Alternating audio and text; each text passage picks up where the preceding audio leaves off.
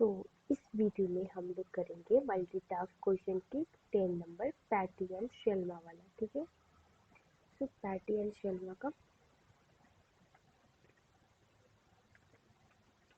Patty and Shelma. Okay, so now अब करना क्या है, statement of profit and loss for two entities Patty and Shelma for the year ended 31st December 2001 are presented below. Okay, fine. Following are the notes are relevant to the preparation of consolidated financial statement. First बोलता है Patty acquired 70% of interest in the equity share of Selma on 1 March 2001 and हम लोग को prepare क्या करना है wait. So complete the consolidated statement of profit and loss for the Patty Group at the year end 31st December 2001. Okay, तो हम लोग question की ओर चलते हैं। सो क्या क्वेश्चन में बोला हुआ है, पैटी ने एक्वायर किया शेल्मा को। ठीक है, पैटी या डैश डैश दे देती हूँ 75%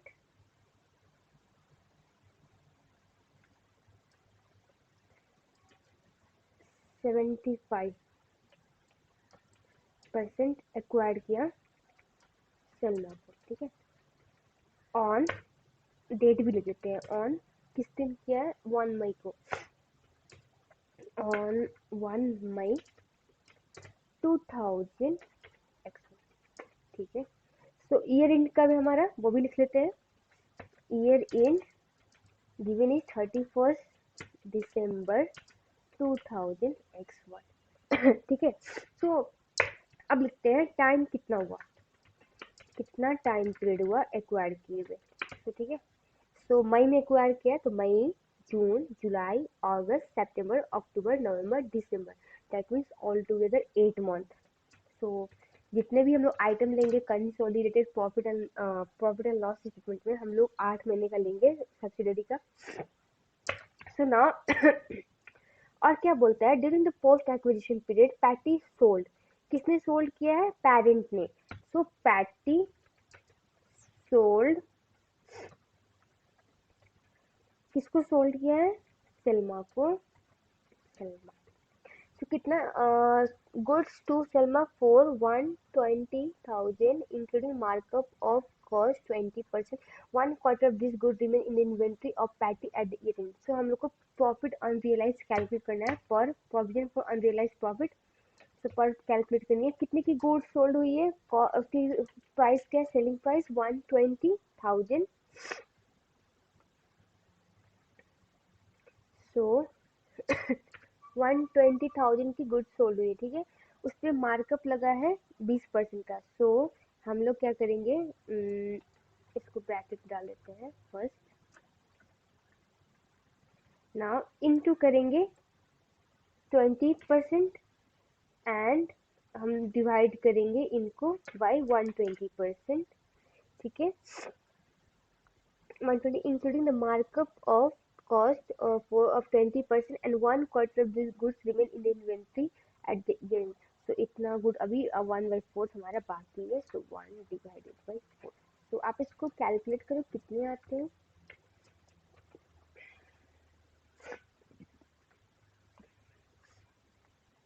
वन 20,000 इंटू 20 करो, 1 डिवाइड बाई 120 करो, डिवाइड 4, आपका 5,000 आएगा। ठीक है, ये हमारा पल्प हो गया। So now third point क्या कहता है, all the items of income expense in this similar statement of profit and loss accrued evenly during the year। अगर ये नहीं भी बोलता तो हम लोग एज्यूम करते हैं ये evenly accrued हुआ है during the year में। ठीक है, so now अब हम बनाते हैं consolidated P&L। ठीक है, so हम लोग फॉर्मेट दिया हुआ है, हम लोग कॉपी कर लेते हैं, वो बेस्ट रहेगा। so here we have, so consolidated, okay, now I will paste it here। so now first में क्या है, revenue, revenue, okay, then we, okay, so 1 by 1 करते हैं। सो रेवेन्यू हमारा ऊपर में कितना है, 930 कॉमन है। ठीक है, मैं भी ले लेती हूँ 30 कॉमन। सो 987 पेरेंट्स का है, plus we will take 8, we will take 8 into what is the amount 567, ठीक है, डिवाइड बाई 12, और उसके बाद में माइनस करेंगे जो सेल हुआ है 120। तो क्या अमाउंट आता है कैलकुलेट करो आप, 567 in 567 into 8 divide by 12 plus 987 करो माइनस 120 करो, then you will have 1245, 3 zero common लेंगे, ऊपर में डाल देती हूँ 3 जीरो कॉमन, तो 1 2 3, ठीक है। अब नाउ हम लोग कैलकुलेट करते हैं cost of sale. Cost of sale से आपके क्या दिया हुआ है हम लोग को, 564 पेरेंट का, प्लस लेंगे सब्सिडरी का 8 महीने का sale 336 into 8, okay, divide by 12, then we'll minus 120 और प्लस करेंगे पर जो हमारा 5 में आया था 3 जीरो कॉमन 5। अब क्या आता है वो देखें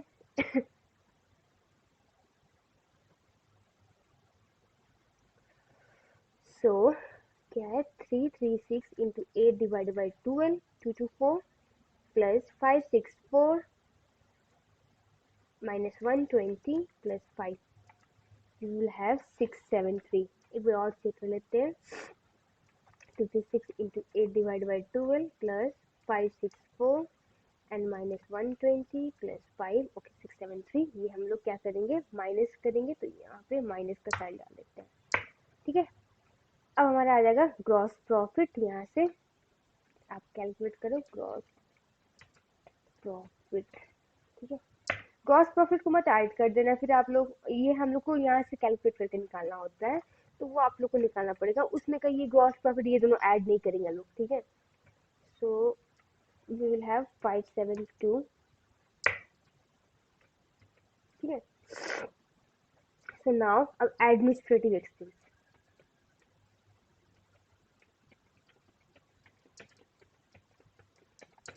एडमिनिस्ट्रेटिव एक्सपेंस हमारा क्या है, आपका है 223 पेरेंट का पूरा लेंगे, प्लस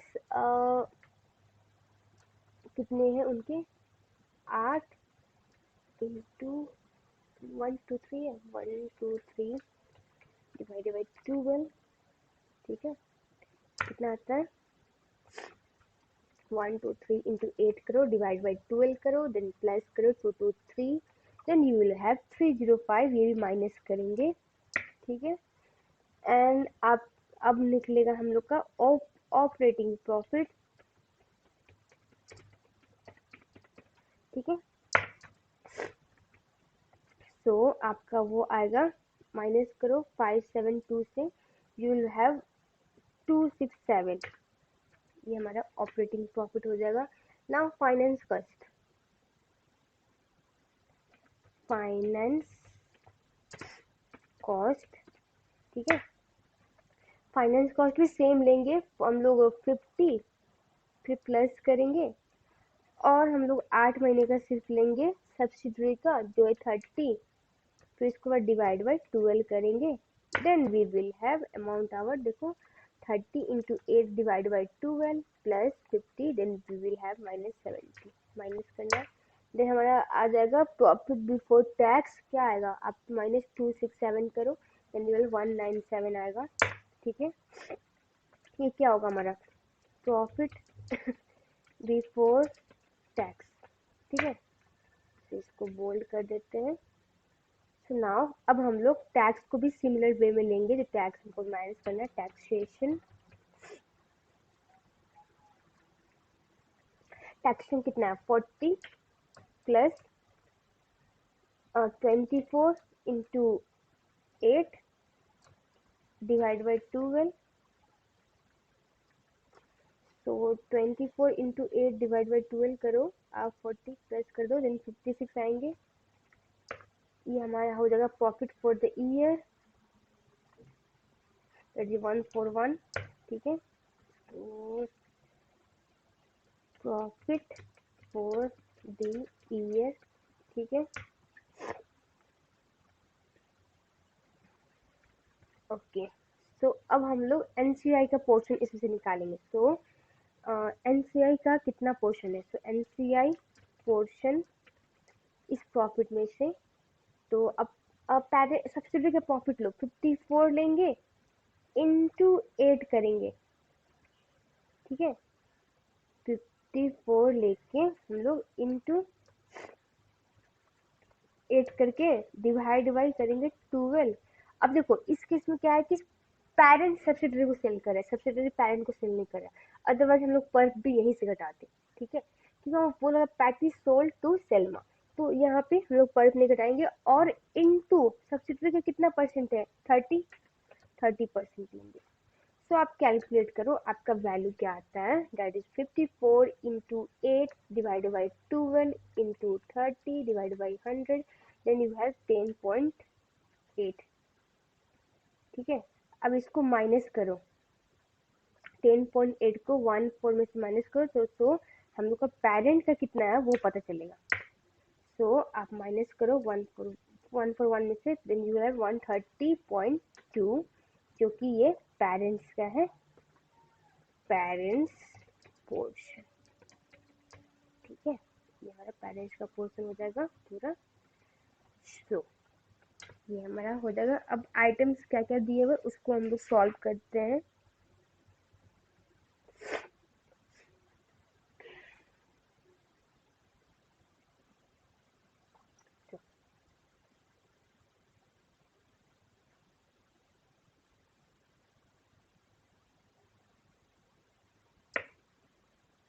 ओके, सो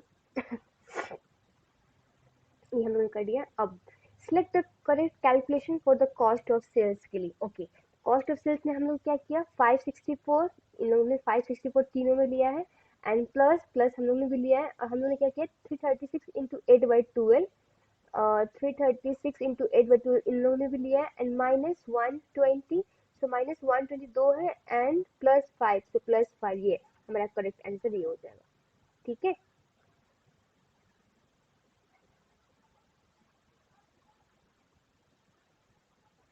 ये ब्रैकेट यहाँ डाल देती हूँ, so it will be quite easy.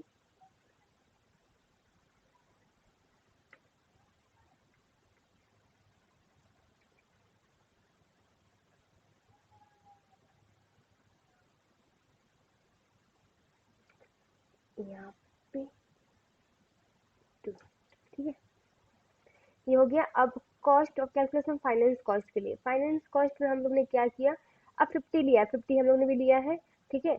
और आप एक मिनट है, फिर से ब्रैकेट यहाँ डाल देते हैं, सो कंफ्यूजन ना हो, सो ठीक है। सो अब उसके बाद में हम लोग ने 30 का 8/12 लिया, 30 का 8/12 क्या किया, माइनस किया है? नहीं, हम लोग ने प्लस किया है, सो सेकेंड हमारा करेक्ट आंसर होगा, ठीक है। Now, select the correct formula to calculate the non-controlling interest share of a consolidated profit for the year. Okay. So NCI percentage into जो non-controlling interest है उनके कितने percentage of profit जाएंगे वो पूछ रहा है क्वेश्चन। So क्या है, एनसीआई का percentage into subsidiary profit before tax into 8/12 plus NCI share of unrealise profit on inventory.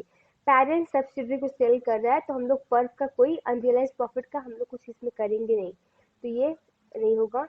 NCI percentage into subsidiary profit after tax yes into 8/12 yes minus NCI share of unrealise profit, इसमें भी unrealise profit की बात करिए, तो ये भी हमारा answer नहीं होगा। So last, NCI percentage into subsidiary profit after tax into 8/12. Yes, this is our correct answer. हम लोग ने ऐसे ही कैलकुलेट किया था, अगर आप देखोगे तो। So अब टास्क 2 की बात करते हैं। State whether each of the following statement is true or false. Okay, accounting for the acquisition of subsidiary always include recognition and accounting for non-controlling interest. Okay, so non controlling interest को बोल रहा है account, हम लोग जब भी acquisition करेंगे subsidiary में उसमें हम लोग ऑलवेज रिकॉग्नाइज करेंगे एनसीआई को। ऐसा होता है क्या, अगर पेरेंट 100% एक्वायर कर ले सब्सिडरी को तब एनसीआई कहाँ आएगा? अगर यहाँ पे मे इंक्लूड्स होता, मे इंक्लूड्स रिकॉग्निशन, तब हम लोग करेक्ट करते, पर ये फॉल्स होगा क्योंकि वो ऑलवेज नहीं होता है, जब अगर 100% एक्वायर कर लेता है तब।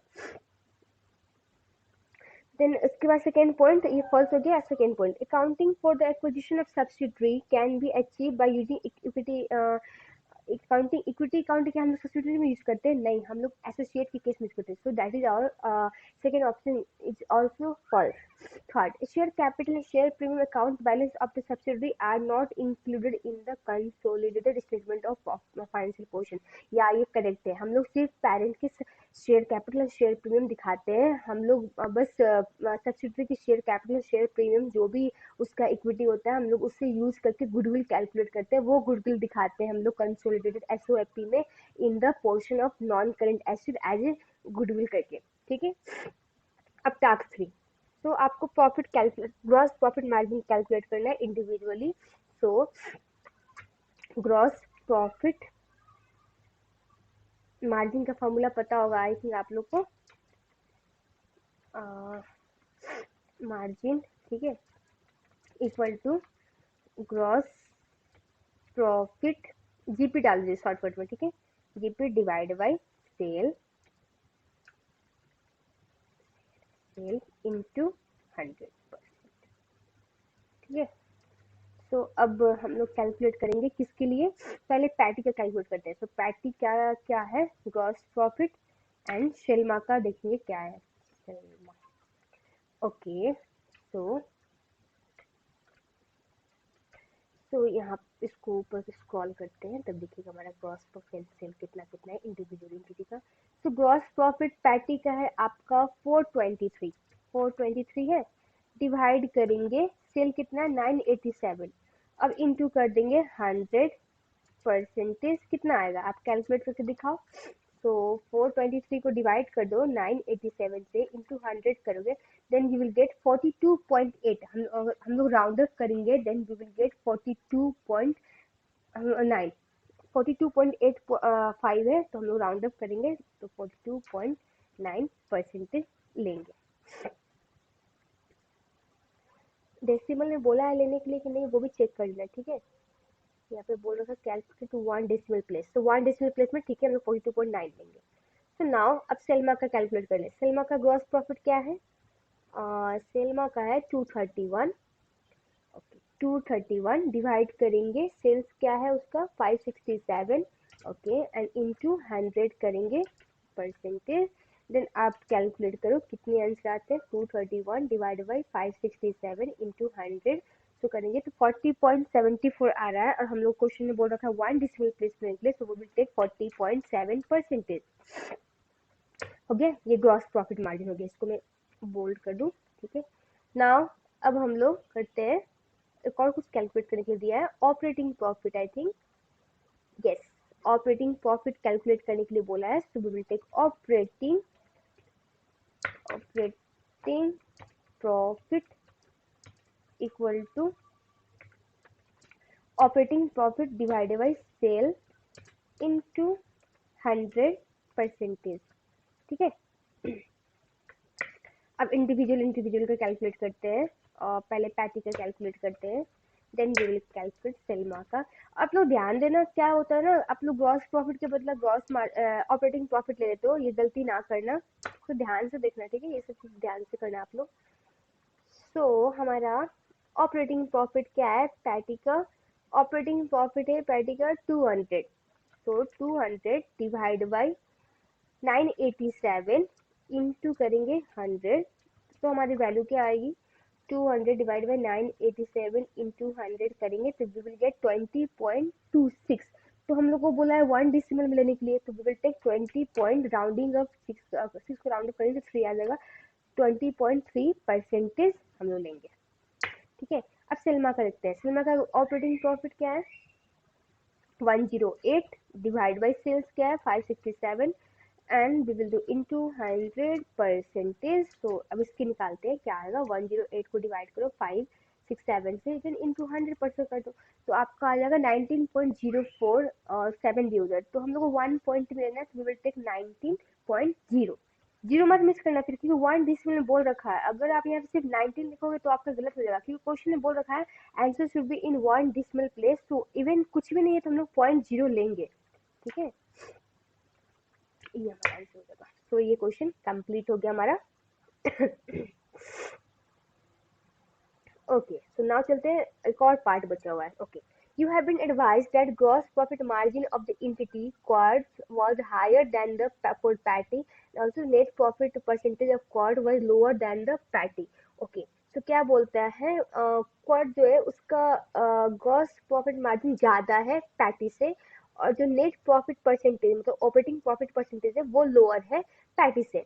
अब उसका रीजन बताओ कौन सा, मतलब ये what conclusion you arrive at regarding the relative financial performance of the two entities? Okay, the party is relatively better at minimizing distribution costs and administrative expense than quad. Okay, तो अगर patty distribution cost minimise करती है, administrative cost minimise करती है, तो उनका operating profit ज़्यादा आना चाहिए, पर ऑपरेटिंग प्रॉफिट क्या है उनका, हाँ हायर है, तो ये आपका ये करेक्ट आंसर है, क्योंकि यहाँ पे क्वार्ट्स का लोअर है, पैटी का हायर है, तो ये फर्स्ट ही ऑप्शन आपका करेक्ट आंसर होगा। सेकंड मैं फिर बता देती हूँ, Quartz is relatively better at minimising distribution cost and administrative expense than PT. अगर क्वार्ट्स मिनिमाइज डिस्ट्रीब्यूशन कॉस्ट और एडमिनिस्ट्रेटिव कॉस्ट को अच्छे से मिनिमाइज करिए तो उसकी ऑपरेटिंग प्रॉफिट ज़्यादा आती है, ऑपरेटिंग प्रॉफिट ज़्यादा आती है तो नेट प्रॉफिट मार्जिन भी ज़्यादा आती है, बट यहाँ पे क्या बोल रखा है, लोअर है, इसलिए हमारा आंसर नहीं होगा। It is not possible to arrive at conclusion regarding which the entity is relatively better at minimizing distribution cost and administrative expense. So ये false है, हम लोग अच्छे से यहाँ निकाल चुके हैं आंसर, so first है, ठीक है। So pentagon and square, ठीक है, इसका करते हैं। Okay, you have been presented with the following information relating to the acquisition of square and pentagon. Okay, square and pentagon को acquire किया गया है, so किसने किसको एक्वायर किया, pentagon acquired 75% of ordinary share of Square. Okay, pentagon ने 75% share किसका acquire किया, स्क्वायर का, स्क्वायर का। तो कब अपडेट लिखते हैं, ऑन 1 जनवरी 2000 में, ठीक है। अब हमारा ईयर इन क्या है वो भी लिख लेते हैं, ईयर इन क्या दिया हुआ है क्वेश्चन में, 31 दिसंबर 2000 ठीक है। सो टाइम पीरियड कितनी है, टाइम पीरियड एक जो एक्वायर किया है उसका time period it is 1 year, ठीक है। तो अब हम लोग को मिड ईयर का झंझट ही नहीं रहा, क्वाइट इजी हो गया। So next, Pentagon acquired 75% of ordinary share of Square on 1st January 2000 Expo for a total consideration of 250,000, ठीक है। मतलब टोटल परचेज कंसिडरेशन जो है टीपीसी वो आपका है 250123, ठीक है, जिसमें से क्या बोलता है 150,000 of which compromise as a immediate cash payment, so means cash consideration, cash consideration कितना है आपका 150123, ठीक है। एंड उसके बाद the balance on the consideration paid consist of a share exchange of 4 shares in Pentagon for every 3 share acquired, and at date of acquisition fair value of Pentagon was 2.50 and the share issue has not been accounted for. Okay, तो बाकी का amount मतलब share consideration कितना हुआ, share consideration हुआ आपका कितना का, उसका बैलेंस बोल रहा है कि वो शेयर कंसिडरेशन, इट मीन्स आपका कितना हो गया 1,00,000 ठीक है। और ये भी बोल रहा है इसको अकाउंट नहीं किया गया है, अब हम लोग को फाइंड करना होगा नंबर ऑफ शेयर। तो अब शेयर कैपिटल स्क्वायर का कितना था 40,000, ठीक है। सो उसने एक्वायर किया 40,000 इंटू कितना परसेंट 75% लिया वो अपना भाग, इनटू उसने अपना शेयर भी दिया, यहाँ बोल रखा है the balance on consider page consider share exchange of 4 shares in pentagon every 3 required, so 4 divided by 3, का रेशियो में, और कैश प्राइस कितना था, आई मीन उसका शेयर प्राइस पेंटागन का 2.50 था, जब स्क्वायर किया 2.50, तो इक्वल टू इसका हो जाएगा 1/2। ठीक है, हम लोग इसलिए कर रहे हैं, इसका काउंट करना है, तो इसका जर्नल एंट्री क्या हो जाएगा, सिर्फ इसका कैश शेयर कंसिडरेशन का जर्नल इंट्रीज, क्योंकि अकाउंट में क्या हम लोग को दिखाना पड़ेगा ना उसमें, तो पैसा आया, तो इन्वेस्टमेंट इन स्क्वायर डेबिट। ठीक है, कितना पैसा आया, ऑल टुगेदर 251234। ठीक है, उसके बाद क्या कैश गया, कैश पे किया, वो क्या करेंगे, क्रेडिट कितना 1 1 5 0 1 2 3, देन शेयर कैपिटल, शेयर भी तो दिया है, अब शेयर कैपिटल हम लोग को निकालना होगा, and as well as share premium भी निकालना होगा, ये दोनों निकाल के यहाँ पे वैल्यू पुट करना है। सो पहले शेयर निकालते हैं, नंबर ऑफ शेयर कितना है, 40,000 इंटू 75% करो, देन इंटू 4 डिवाइड बाई 3 करो, इसका मतलब 40,000 शेयर एक्वायर किया उसने, 40,000 into 75 divide by 100 into 4 divide by 3, तो 40,000 एक्वायर किया, एंड उसका फेस वैल्यू क्या था, 1 रुपीज, तो हम लोग यहाँ पे 40,000 डालेंगे। ठीक है, एंड शेयर प्रीमियम में अब 40,000 शेयर था, उसको क्या बोलता है 2.50 में उसने इशू किया है, यहाँ पे पॉइंट आएगा, ओके 2.50 में इशू किया है, और 1 रुपये फेस वैल्यू था, इट मीन 1.50 का प्रीमियम पे इंटू 1.50 करो, तो आपका आ जाएगा 60,000 प्रीमियम।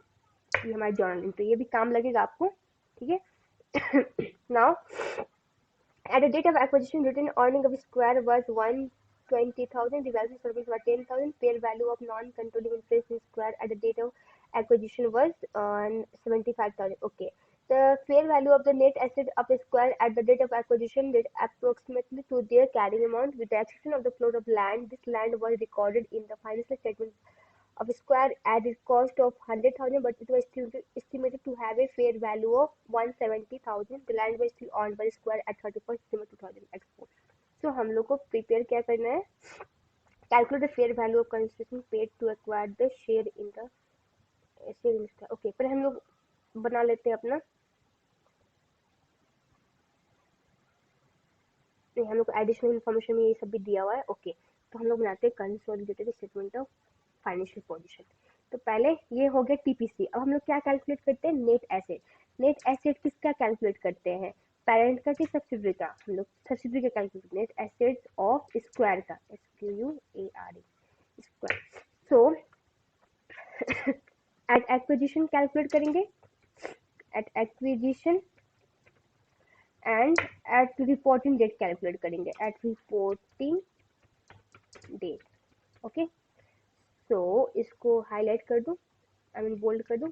ओके, सो शेयर कैपिटल कितना था, शेयर कैपिटल, ये जो रिपोर्टिंग डेट पे शेयर कैपिटल होगा ना, यही यहाँ पे भी होगा, इसके लिए आप लोग कंफ्यूज मत होना, 40,000 40,000। ठीक है, अब मत बोलना कि फिर ये आप लोग की ये वाला अकाउंट इसमें क्यों ऐड किया, ये तो इसके पेरेंट में जाएगा, सब्सिडरी में नहीं जाएगा। ठीक है, so now what is share premium, share premium नहीं है। Okay, revaluation surplus, revaluation surplus 10,000। ठीक है, 10,000, और यहाँ पे भी 10,000 डालेंगे।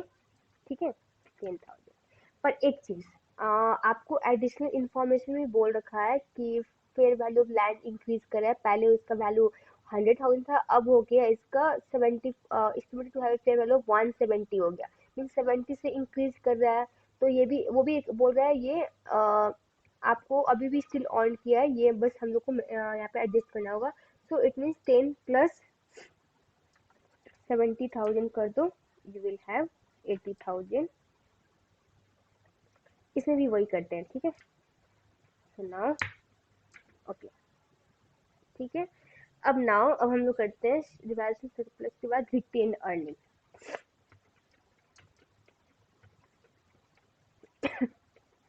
रिटेन अर्निंग क्या है, एट रिपोर्टिंग डेट आपको दी हुई है यहाँ पे, दैट इज 2791230 नाउ। और एक्विजिशन डेट का रिटर्न यहाँ पे दिया है आपका 120, और एक साल में मीडिया एक्विजिशन है, सो नो प्रॉब्लम। ये रहा। ओके, अब नाउ कोई पेरेंट्स ने सब्सिडरी को सेल तो नहीं किया, वरना पर भी कैलकुलेट करना होगा। Let's see. हाँ, यहाँ बोल रखा है during the year ended 31 December Pentagon sold to Square. तो किसने किसको सोल्ड किया है? पेरेंट ने सब्सिडरी को। यहाँ पे लिखते हैं पेरेंट सब्सिडरी को सोल्ड कर रहा है एस। ठीक है, तो हम लोग पर कैलकुलेट कर लेते हैं। For the goods to Square for 30,000 including gross profit margin of 30%, 1/3 of these goods were included in the inventory of square 31st December 2004। तो पर कैलकुलेट करते हैं। तो पर इक्वल टू कितना दिया हुआ है? 30,000 पे सोल्ड हुआ है, इनटू कितना पे मार्जिन लिया है? 30% मार्जिन। तो और 1/3 गुड्स रिमेनिंग है, 1/3 equal to 30,000 into 30 divide by 100 divide by 3। तो 3,000 आ रही है हमारा पर। ठीक है, अब नाउ पेरेंट सब्सिडरी को सोल्ड कर रहा है, तो हम लोग यहाँ पे कुछ नहीं करेंगे। अगर सब्सिडरी पेरेंट को सोल्ड कर रहा होता तो हम लोग पर यहाँ से माइनस करते, रिपोर्टिंग डेट से माइनस करते। अभी तो सोल्ड नहीं कर रहा है, तो अभी हम लोग कुछ नहीं करेंगे। और लेट्स सी और भी कुछ इन्फॉर्मेशन है कि नहीं हमारे पास। तो इतना ही है। तो लेट्स अब कैलकुलेट करते हैं टोटल क्या आती है total. So 279,000 plus 80,000 plus 40, you will have 399 1230। इसका टोटल निकालते हैं 120 plus 120,000 plus 80,000 plus 40,000, you will have 240। ठीक है, नाउ इन दोनों का डिफरेंस निकालते हैं, जो हमारा पोस्ट एक्विजिशन रिजर्व होगा। पोस्ट एक्विजिशन रिजर्व कितना आएगा? इन दोनों का डिफरेंस, इनका डिफरेंस आपको करोगे तो आपको पोस्ट एक्विजिशन रिजर्व आएगा। तो कैलकुलेट करो कितना आता है। आप 399,000 माइनस 240,000 करो, यू विल हैव 159,000। ये पोस्ट एक्विजिशन रिजर्व। अब इसको हम लोग पेरेंट और सब्सिडरी में डिवाइड कर देते हैं। सो पेरेंट्स का कितना परसेंट है? आपने ऊपर यहाँ पे लिखा है, देखो 75%। तो 75% इंटू कितना है आपका पोस्ट एक्विजिशन रिजर्व 159 था, 159,123 इक्वल टू कितने आते हैं पेरेंट्स के लिए? सो यू विल हैव 119,250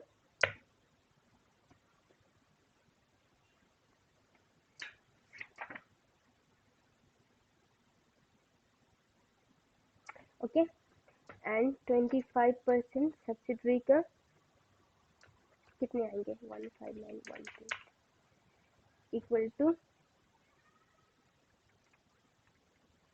39750। ये किसका हो गया? ब्रैकेट में लिख देते हैं पेरेंट का। ठीक है, और नीचे वाला ये सब्सिडरी, सॉरी एनसीआई का हो गया। सो नाउ अब गुडविल कैलकुलेट करते हैं हम लोग। ठीक है, सो गुडविल कैलकुलेट करने के लिए हम लोग क्या लेंगे? पेरेंट्स ने फेयर वैल्यू कितना पे किया? फेयर वैल्यू पेड बाय क्या है? पेंटागन कितना पे किया था उसने? 250, 250, 123 कितना पे किया? And fair value paid by NCI.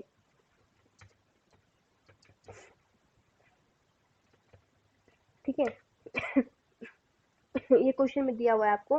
The fair value of non controlling interest in Square at the date of acquisition was 75,000 यहाँ दिया हुआ है।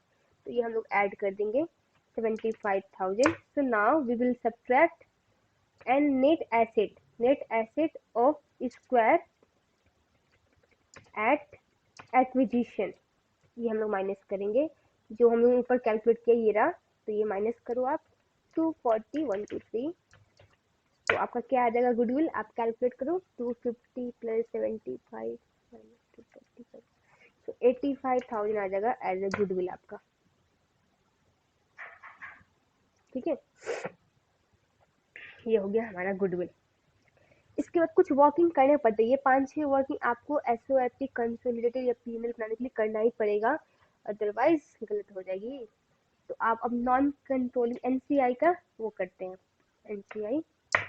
अब एफबी पेड बाय एनसीआई, ठीक है, कितना पेड किया उसने, 75,000। नाउ अब उस टाइम हम लोग निकाले थे 25% ऑफ पोस्ट एक्विजिशन रिजर्व, कितना आया था ऊपर में हम लोग निकाला था हम लोग ने, ये रहा आपका ये। तो अमाउंट है 39750। अब ऐड करो कितना आएगा, 75,000 प्लस 39750 ऐड करो तो आपका आ जाएगा 114750।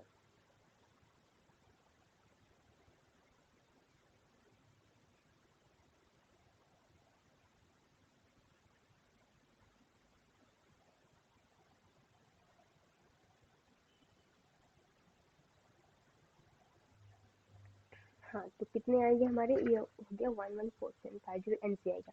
नाउ अब ग्रुप रिटेन अर्निंग कैलकुलेट करते हैं, ठीक है।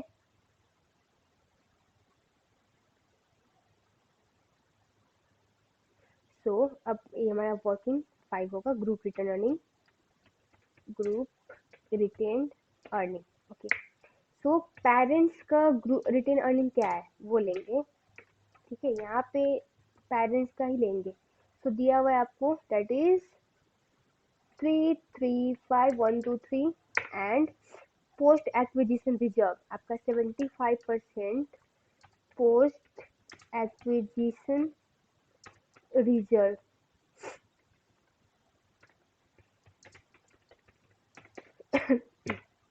तो आपने ऊपर कैलकुलेट किया, ये रहा, ये हम लोग डालेंगे यहाँ पे, तो इट विल 119250 एंड इसके बाद में इसको आप पर माइनस करोगे यहाँ पे, क्योंकि पेरेंट ने सब्सिडरी को सोल्व किया है तो वो प्रॉफिट यहाँ से माइनस करेंगे। हम लोगों ने ऊपर निकाला था पर्प ऊपर निकाला था ना, हाँ ये रहा 3000, ये माइनस करेंगे,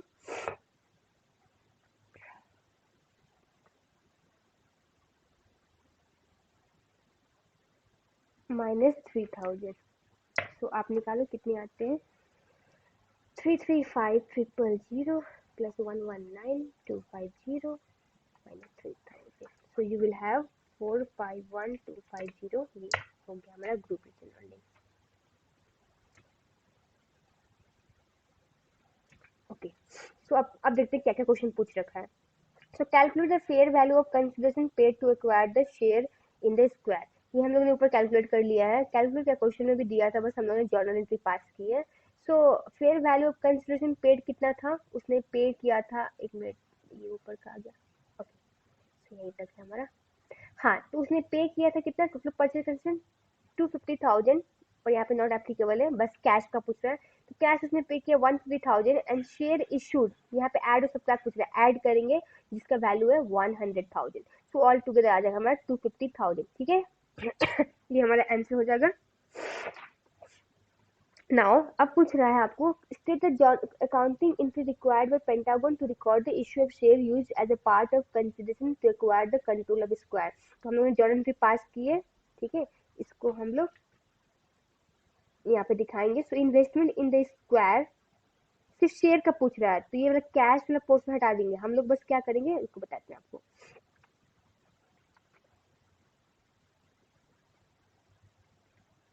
ये लेंगे बट इसको दिखाएंगे 1, ओके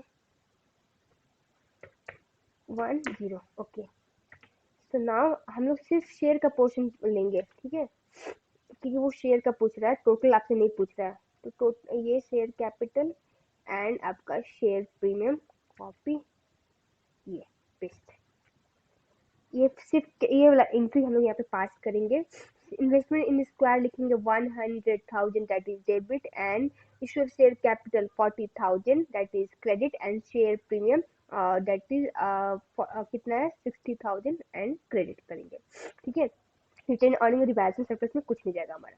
ठीक है, so select the correct formula to calculate goodwill arising upon the acquisition of Square. Okay, तो हम लोग ने गुडविल कैलकुलेट किया था, हम लोग क्या फॉर्मूला अप्लाई किए थे, देखो तो आप क्या कहते हैं F B paid by Pentagon fair value of consideration paid, मतलब पेरेंट्स की तरफ पे किया। Okay, fair value of consideration paid. Okay, then plus किए थे हम लोग इसको fair value of paid by NCI, fair value of consideration, fair value of non controlling interest at acquisition. ठीक है, देन हम लोग क्या कहते हैं net asset of Square at acquisition minus किए थे, पर ये क्या कर रहा है net asset at acquisition plus कर रहा है, ये हमारा ऑप्शन है नहीं। तो second fair value of consideration paid, ठीक है, less fair value of non controlling interest at acquisition, ये माइनस कर रहा है, ये हमारा ऑप्शन है नहीं, हम लोग को प्लस करना चाहिए।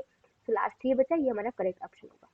तो बाकी टास्क टू में क्या बोलता है, calculate the amount that each of the following items should be included in the consolidated statement of financial position as at date 31st December 2004। तो प्लांट एंड इक्विपमेंट में क्या आ जाएगा, हम दोनों का ऐड कर देंगे, तो क्या है हमारा 205,123 प्लस 179,123 384,000 आएगा। ठीक है, पर हम लोग को रिवैल्यूएशन सरप्लस हुआ था याद है, देखिए यहाँ पे 70,000 का, वो भी 70,000 हम लोग को ऐड करना होगा। So we will have 454,000 as a plant and equipment, मैं यहाँ पे लिख देती हूँ। ठीक है, सो आपका पीपीई कैसे कैलकुलेट किया हम लोग ने, 205,123 प्लस किया हम लोग ने 179,000 फिर प्लस 70,000 जो एक्सीड हुआ था, हमारा क्या वैल्यू आएगा 454,000। आप देख लो 30 कॉमन में पूछ रखा है कि नहीं पूछ रखा है, तो हम लोग 3 जीरो लेंगे। सो ये हमारा आंसर पीपी का। नाउ इन्वेंट्री,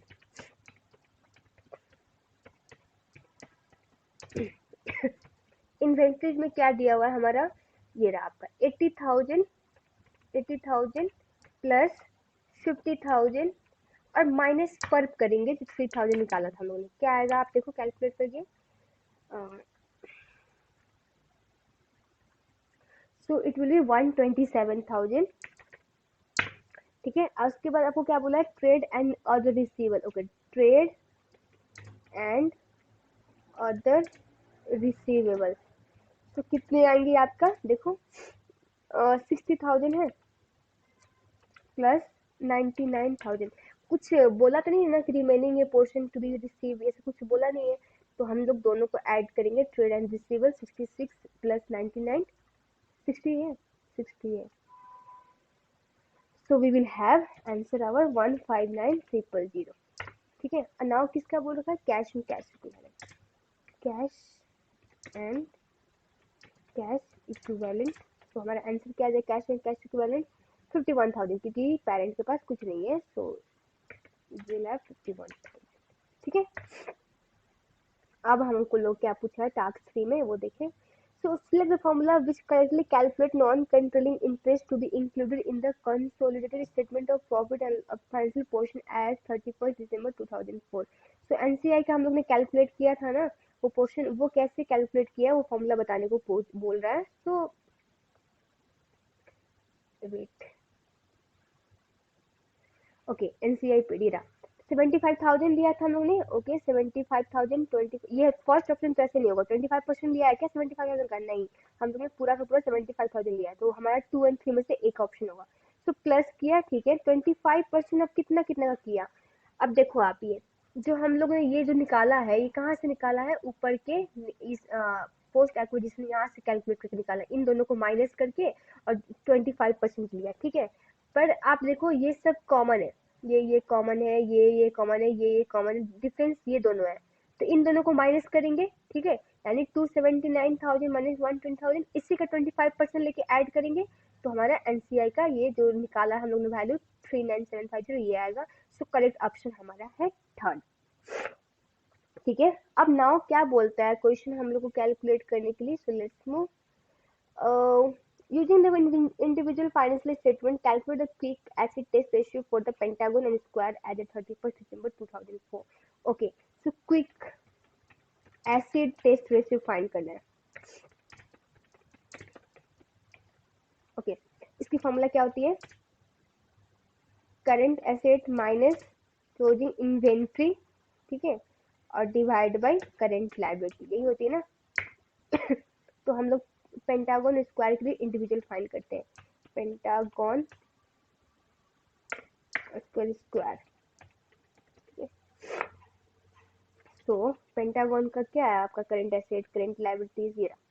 तो करंट एसेट क्या है आपका 80,000, ठीक है, एंड प्लस 60,000 करोगे, कैश इक्विवेलेंट नहीं है, और हम लोग को इन्वेंट्री तो लेना नहीं है, सो 80,000 वैसे भी ऑमिट कर देंगे, 60,000 बचेगा receiver as a current asset, और डिवाइड बाई हमारा टोटल जो लाइबिलिटी, लाइबिलिटी कितना है, सो हम लोग यहाँ पे लेंगे 60,000, ओके, 60,000 डिवाइड बाई 48,000, 48,000 प्लस 12,000, ये हमारा टोटल लाइबिलिटी है ना। तो कितने आएगी आंसर बताओ आप, 60,000 डिवाइड बाई कितना आ जाएगा, 60 आएगा वो, तो 1 आ जाएगा आंसर ऑल टुगेदर, 1। हम लोग को रेशियो में दिखाना है, और कितना डिसिमल पॉइंट बोला वो भी देख लो आप, ratio should be calculated to the 1 decimal place. Okay, तो हमारा 1 आ रहा है, तो we will take 1.0, 1.0 is to 1, ये हमारा आंसर इसका। अब स्क्वायर का कैलकुलेट करते हैं, ठीक है। स्क्वायर का करंट एसेट क्या दिया हुआ है, करंट एसेट उसका है, ओके, तो 50 प्लस 51 लो, नहीं 99 plus 51 low, that is 150, sorry 150,000 divide by आपका लाइबिलिटी कितना है, 50,000, सो यू विल हैव, कितना आंसर आएगा बताओ, 3.0 इज टू 1, ये आंसर है हमारा। So complete the following sentence relating to the quick and acid test ratio, and quick acid test ratio is measuring the gearing liquidity profitability। क्या measure करता है हमारा quick acid test ratio, liquidity, ठीक है, तो liquidity होगा। And quick acid test ratio of 0.751 indicate that equity has a higher और lower value of current acid. देखो ये 0.75:1 है, तो करंट एसिड लोअर है ना, तो करंट एसिड लोअर होगा than the current liability, and for the purpose of this ratio inventory are excluded not included, so within the definition of current asset, ये हमारा आंसर हो। so now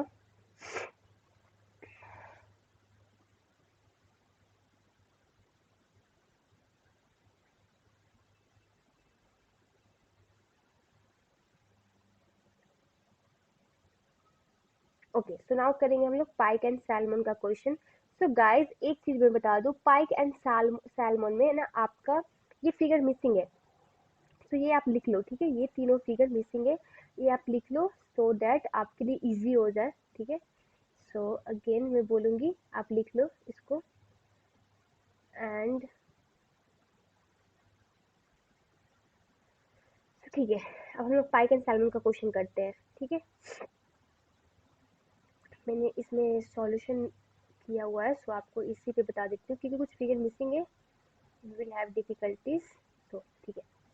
So Pike acquired 75% of issue share capital of Salmon on 1st January 2000 X6 for 8720,000. In the addition, Pike also invested 1 million of share 5% notes, no notes at a par value. An extract of financial statement of Pike and Salmon as a 31st March 2000 X is presented below. Okay.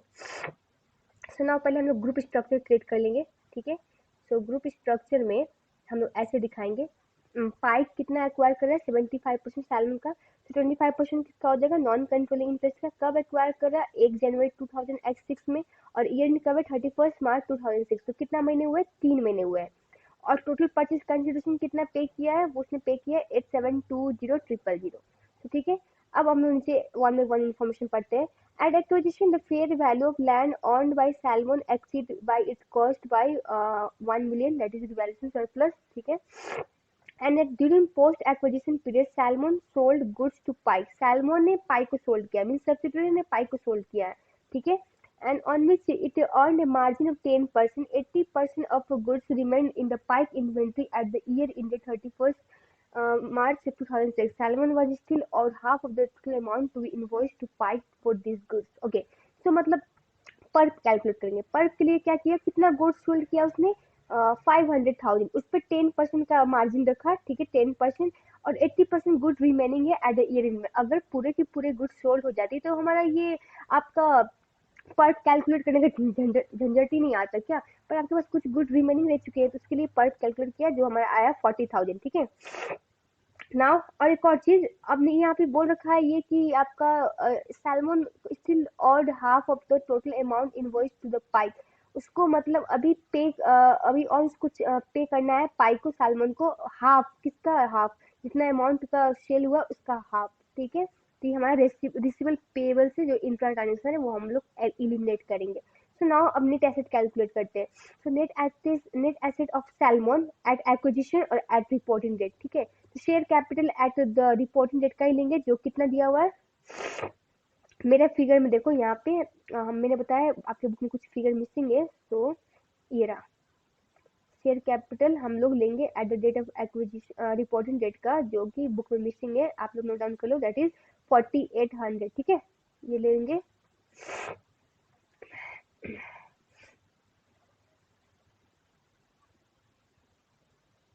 सो 4800 लिया मैंने, ठीक है। And retain earning दिया हुआ है reporting date का 1290, ठीक है।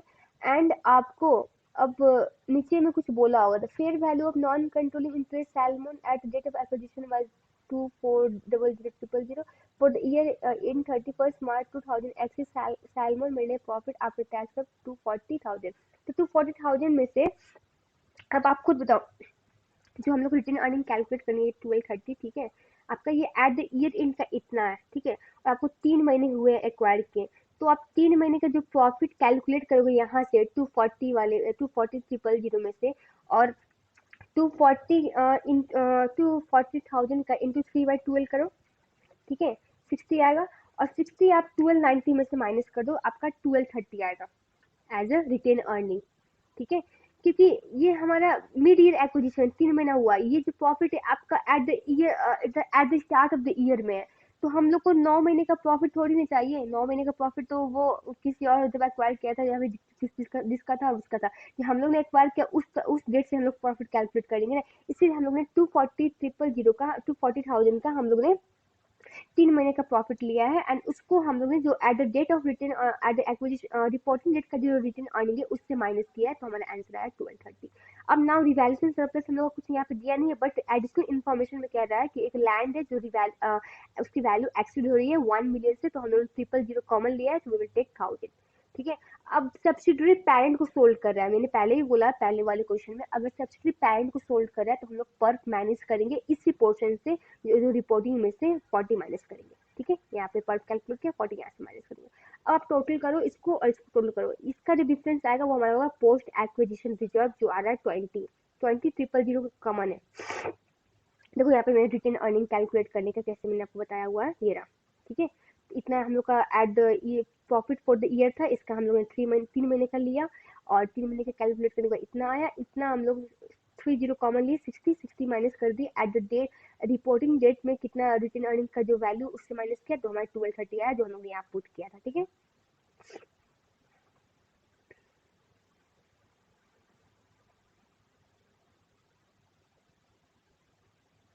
ओके, सो नाउ अब हो गया ये।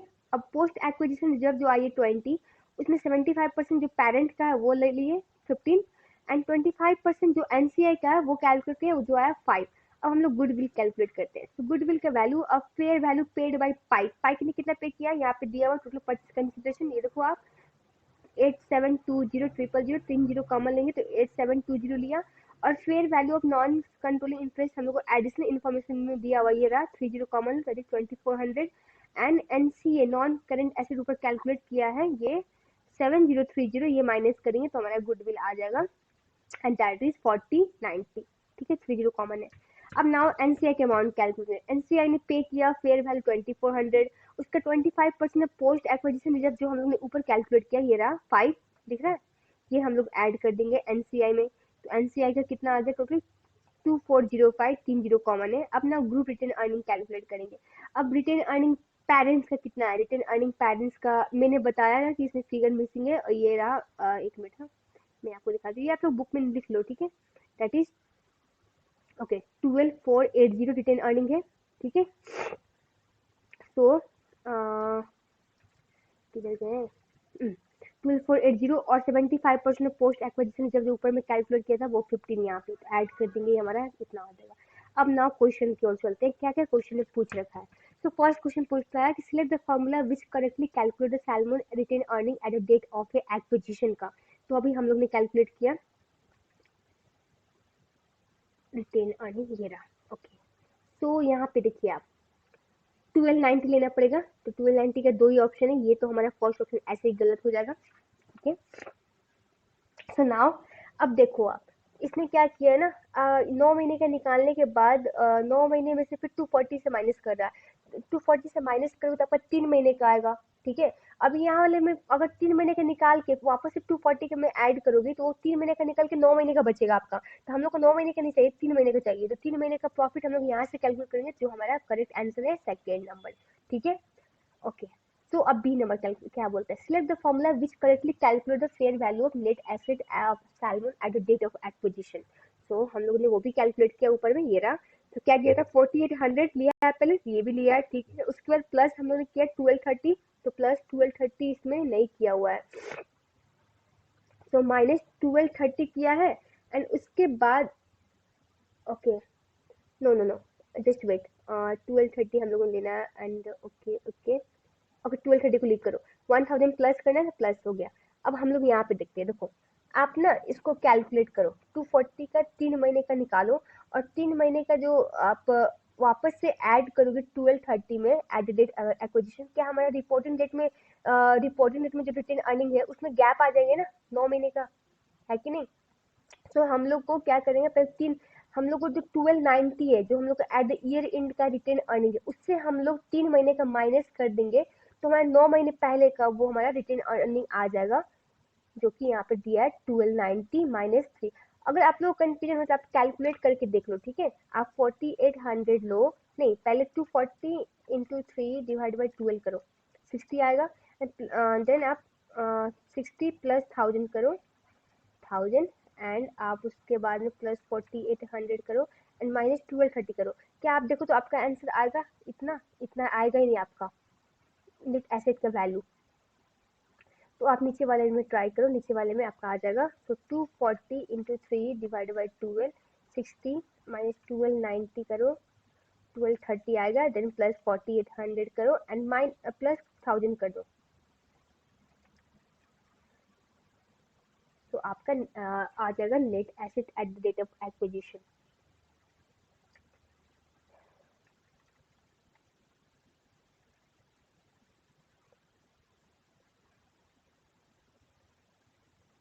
ठीक है। तो आपको अगर इसमें कंफ्यूजन हो रही है तो आप डायरेक्ट इन दोनों, हम लोग को पता चल गया कि ये दोनों में से एक आंसर है, तो आप कैलकुलेशन कर लो, आपका आंसर जो ये आएगा वही आपका आंसर होगा, और जो नहीं आ रहा है वो हमारा रॉन्ग आंसर होगा। ऐसे में लेकिन आपको देखो ये 1230 जो दिया है ना, वो at the date of acquisition का रिटेन अर्निंग है। अब उससे हम लोग 3 महीने का वापस से प्रॉफिट को क्यों ऐड करना, क्यों माइनस करना, तो ये हमारा रॉन्ग है। हम लोग जो एट द रिपोर्टिंग डेट में रिटेन अर्निंग है उससे माइनस करेंगे ना, तो हमारा आएगा at the date of acquisition का प्रॉफिट। ऐसे भी कर सकते हो या फिर आप कैलकुलेट करके कर लो, जैसे आपको इजी लगे। तो C number, select the formula which correctly calculate goodwill at acquisition, okay. Goodwill का भी हम लोग ने किया है, गुडविल का आपका ये रहा। तो फेयर वैल्यू कितना है, 8720 है, ये 9720 पहले ही वाला ऑप्शन ये गलत हो जाएगा, ये नहीं होगा, इन दोनों में से एक है ना। हम लोग ने 2400 प्लस किया, इन लोगों ने प्लस किया, और माइनस कितना किया 7030, तो इट मीन बी हमारा करेक्ट आंसर है, ठीक है। So now what amount should be included in the consolidated statement of financial position for the 5% loan note on 31st March 2006, okay। Loan note के रिलेटेड हम लोग क्या अमाउंट डालेंगे, तो यहाँ पे लोन नोट अमाउंट इतना इतना है, और यहाँ पे एक भी चीज और बोला है, Pike also invested 1 million of Salmon 5% loan note at par value, Pike ने इन्वेस्ट किया है तो हम लोग को ये इंट्रा जो ट्रांजेक्शन ये ओमिट करना होगा। तो क्या है 16,440 plus 11,180, we will have to minus 1,000 करो 26620। ठीक है, आप खुद करके देख लो, ये दोनों को ऐड करो लोन के अमाउंट और माइनस 1,000 कर लो, क्योंकि पाइक ने इन्वेस्ट किया है। तो अगर दोनों कंपनी एक है तो एक आपस का ट्रांजेक्शन थोड़ी ना दिखाएंगे फाइनेंशियल स्टेटमेंट में, वो ओमिट करना होगा जो इंटर ट्रांजेक्शन होगा। तो ये 1,000 माइनस करोगे तो आपका आंसर आ जाएगा 26620। Okay, so now next question क्या कहता है, what amount should be included in the consolidated statement of financial position for the retained earning at 31st March 2006। Okay, what amount should be included for the retained earning? Okay, वो भी हम लोग ने calculate कर लिया है। देखो ये रहा, ये वैल्यू डालना होगा, 000 डाल लेना, ठीक है, क्योंकि 3 जीरो कॉमन लेने के लिए नहीं बोला हुआ है। ठीक है, so now you have been provided with the following additional information relating to the pike and salmon at 31st March 2006। तो यहाँ पे भी हमारा इंफॉर्मेशन मिसिंग है, देखो आप। ठीक है, यहाँ पे आपका नॉन करेंट एसेट का आप ना ये 118,680 से माइनस कर दो 5,010, तो आपका यहाँ का वैल्यू आ जाएगा। ठीक है, तो आप क्वेश्चन पूछ रहा है आपका,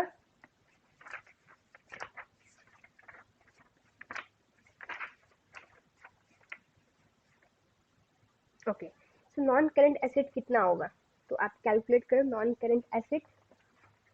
ठीक है, वो आपका फिगर मिसिंग है, आपको कैलकुलेट करना पड़ेगा। ओके, तो 13670 आया, उसको हम लोग ऐड करेंगे 26280 से। ठीक है, वो आ जाएगा, और प्लस हमारा ऊपर में 1,000 रिवैल्यूएशन सरप्लस भी हुआ था, एडिशनल इन्फॉर्मेशन दिया था, तो हमारा ऑल टुगेदर आ जाएगा 4950। ठीक है, नॉन करेंट एसेट की वैल्यू। अब करेंट एसेट की आप इन दोनों को ऐड कर दो, 4760 प्लस 5010, और हमारा पर्फ जो है वो माइनस होगा। पर्फ कितना था हमारा 40,000, तो माइनस 40 कर दो। और रिसीवेबल पेएबल्स भी थे, जो ऊपर में बोल रखा था कि रिसीवेबल पेएबल हाफ बाकी है पे करना, उसको भी हम लोग माइनस करेंगे, क्योंकि करंट एसेट में सब आएगा ना रिसीवेबल इन्वेंट्री, उसीलिए। तो कितना हाफ बोला था ना यहाँ पे, ये नो नो नो नो ये और half of the total amount, तो हाफ 250 का 500,000 का हाफ करेंगे तो 250,000 आएगा, तो 30 कॉमन लेते हैं, तो माइनस 250 करते हैं, so we will have 9480 as our answer। ठीक है, उसके बाद में क्या पूछा है आपको, नॉन कंट्रोलिंग इंटरेस्ट, वो हम लोग ने यहाँ पे कैलकुलेट किया है, दैट इज 2405। ठीक है, ये हो जाएगा हमारा आंसर।